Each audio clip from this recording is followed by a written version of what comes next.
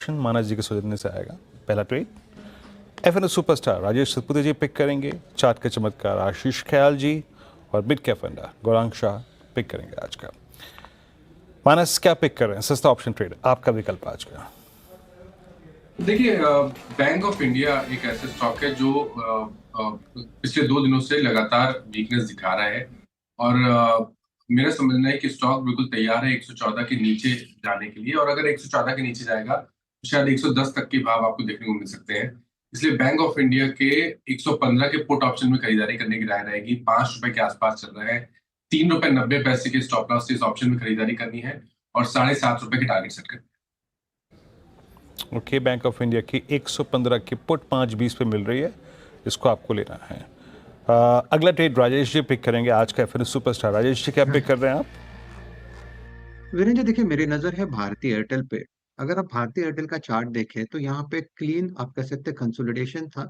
जो minor correction था, it has landed exactly on it's 10 and 20 DML level, और वहीं से ये फिर से स्ट्रेंथ दिखा रहा है।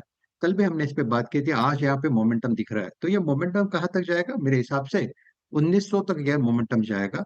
तो Bharti Airtel at a level of 1865 in future buy करे। स्टॉप लॉस रहेगा 1845 का, 20 पॉइंट का स्टॉप लॉस।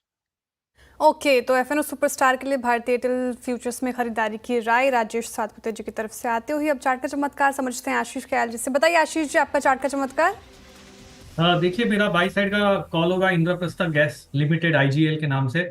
यहाँ पर एक अच्छा खासा मूव आज के दिन आता हुआ नजर आया। थोड़ी सी प्रॉफिट बुकिंग ऊपर लेवल से हुई है, लेकिन फिर से यहाँ से एक मोमेंटम बन सकता है। अपने 20 डीएमए के ऊपर ही बंद हो रहा है स्टॉक। ओवरऑल रुझान पॉजिटिव है, वॉल्यूम्स पिकअप अच्छे खासे हो रहे हैं, तो गुंजाइश है यहाँ से एक थर्ड वेव की शुरुआत कर सकता है स्टॉक, मोमेंटम बन सकता है। टारगेट है आईजीएल में 202 का और स्टॉप लॉस लगाना होगा 185 का। आईजीएल शानदार तेजी आज के सत्र इसमें देखने को मिल रही है। अब चलते हैं गौरांग जी के पास। गौरांग जी, बताइए आपका मिड कैप फंडा। श्रेया जी, मिड कैप फंडा के रूप में हमने एक मझौली फार्मा क्षेत्र की कंपनी है जिसका नाम है मैनकाइंड फार्मा। मुझे याद है बखूबी जब इसका आईपीओ आया था, और आईपीओ के पश्चात एक बहुत ही शानदार रुझान हमने ऊपर की तरफ जाते हुए देखा है। आज थोड़ी बहुत गिरावट है। गिरावट का लाभ उठा करके अगर आपको लंबी अवधि के लिए निवेश करना है तो हम उसकी राय देंगे।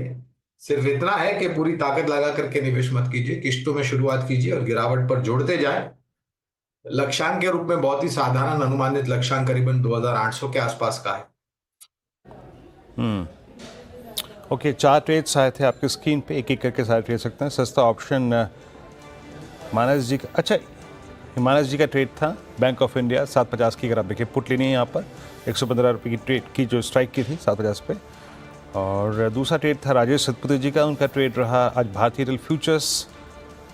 राजेश जी आपने अभी लिया ये, लेकिन मैं आज सहरा इसका बांधूंगा प्रकाश सर के सिर पे।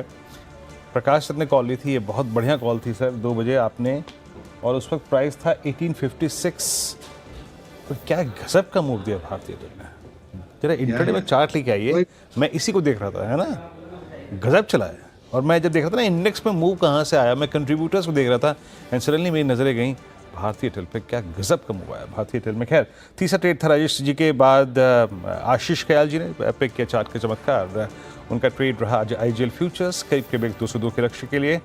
और लास्ट मैनकाइंड जो थी वो गौरांग जी ने आज की